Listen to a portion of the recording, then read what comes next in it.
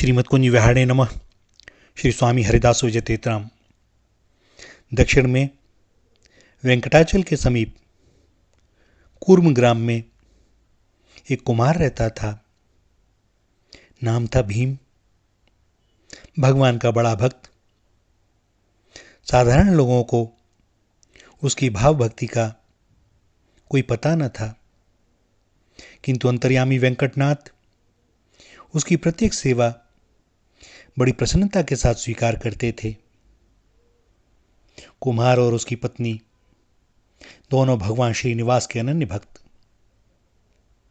उन्हीं दिनों भक्त प्रवर महाराज तोंडमान प्रतिदिन भगवान श्रीनिवास की पूजा स्वर्णमय कमल पुष्पों से किया करते थे।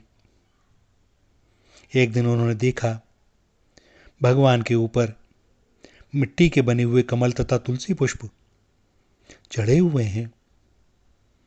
विस्मित होकर राजा ने पूछा, भगवान, ये मिट्टी के कमल और तुलसी पुष्प चढ़ाकर कौन आपकी पूजा करता है?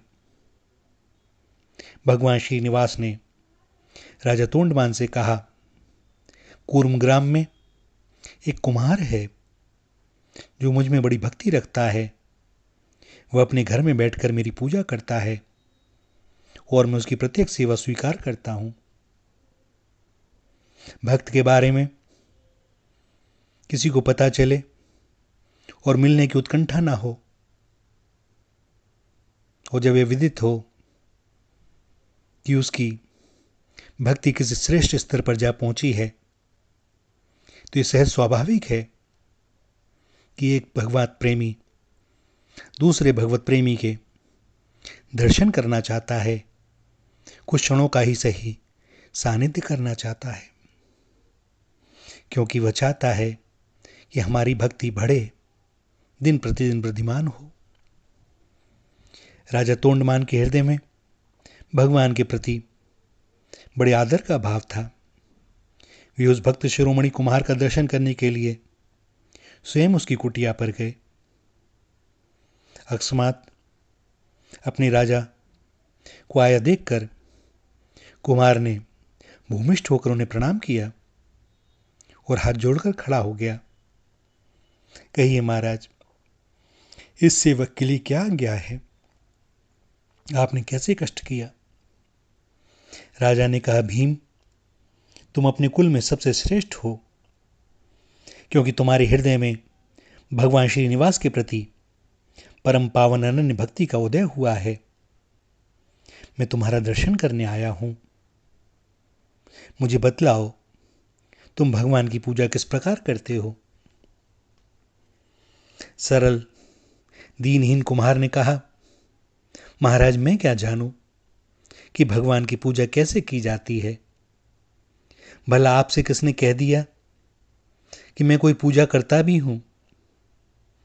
राजा ने कहा, अपने आप को छिपाओ मत। स्वयं भगवान श्रीनिवास ने मुझे तुम्हारे पूजन की बात बताई है। और राजा के इतना कहते ही उस भीम की सोई हुई स्मृति जाग उठी। वह बोला, महाराज, पूर्व काल में भगवान वेंकटनाथ ने मुझे वरदान दिया था कि जब तुम्हारी की हुई पूजा प्रकाशित हो जाएगी और राजा तोंडमान तुम्हारे द्वार पर आएंगे, उनके साथ तुम्हारा वार्तालाप होगा। उसी समय, उसी दिन तुम्हें परम धाम की प्राप्ति हो जाएगी। और कुमार भीम की यह बात पूरी होते होते ही तब ने देखा कि आकाश से एक दिव्य विमान उतर आया। भगवान विष्णु उसके ऊपर साक्षात विराजमान थे। कुम्हार और उसकी पत्नी ने भगवान को प्रणाम करते हुए अपनी देह का त्याग कर दिया